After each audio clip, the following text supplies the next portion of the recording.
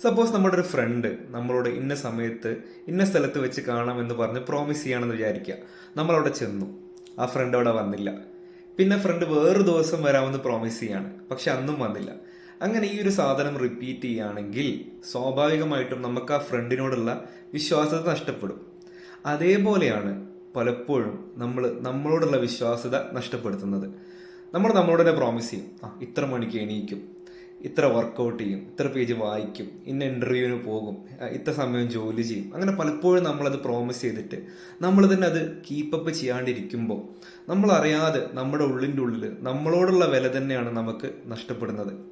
നമ്മളങ്ങനെ നമ്മുടെ പ്രോമിസുകൾ കീപ്പ് ചെയ്യാതാവുമ്പോൾ നമ്മുടെ ലൈഫിൽ എന്തെങ്കിലും നേടാനുള്ളൊരു കോൺഫിഡൻസ് ആണ് നമുക്ക് നഷ്ടപ്പെടുന്നത്. അതുകൊണ്ട് നമുക്ക് പറ്റുന്ന രീതിയിലുള്ള കാര്യങ്ങൾ നമ്മളോട് ആദ്യം പ്രോമിസ് ചെയ്യുക, എന്നിട്ട് അത് ഫോളോ അപ്പ് ചെയ്യുക, എന്നിട്ട് വലിയ വലിയ കാര്യങ്ങൾ ചെയ്യുക.